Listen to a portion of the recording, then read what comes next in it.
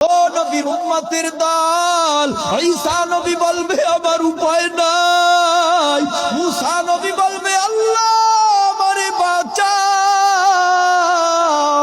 ঈসা নবী বলবে আমারে বাঁচাও, দাউদ নবী বলবে আমারে বাঁচাও, ইব্রাহিম নবী বলবে আমারে বাঁচাও। কেন? ওই ময়দানটা এত ভয়ানক ময়দান, ডানে বামে সামনে পিছনে নজর করে কোনো সাহায্যকারী পাওয়া যাবে না। ওই ময়দানটা এত ভয়ানক ময়দান, কেউ কারো পরিচয় দিবে না।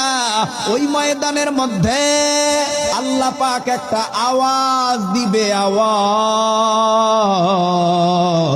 আল্লাহর আওয়াজটা কত কঠিন হবে, আল্লাহর গর্জনটা কত কঠিন হবে, আল্লাহর হুঙ্কারটা বড় কঠিন হবে।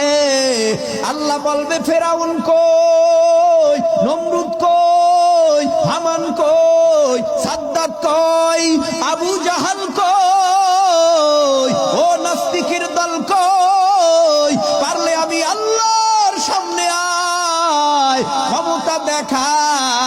আল্লাহর সামনে কেউ ক্ষমতা দেখাতে পারবে? আরো আসতে বলো, আল্লাহর সামনে কেউ ক্ষমতা দেখাতে পারবে না।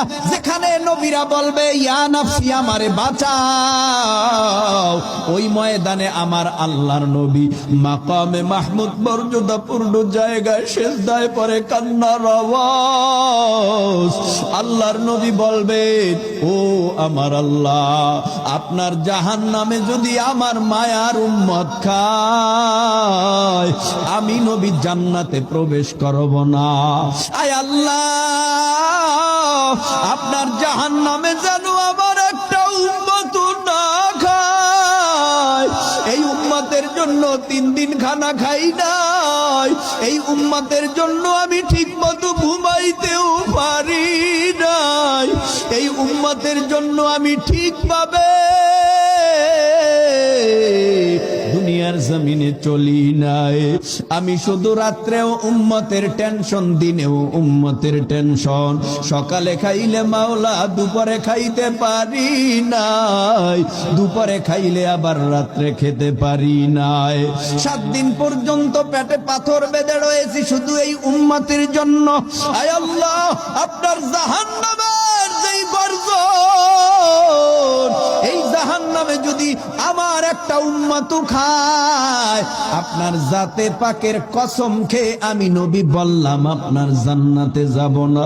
কান্নার আওয়াজ দেওয়ার পর আমার আল্লাহর রহমতের দরিয়ার ভেতরে জোশ মেরে যাবে।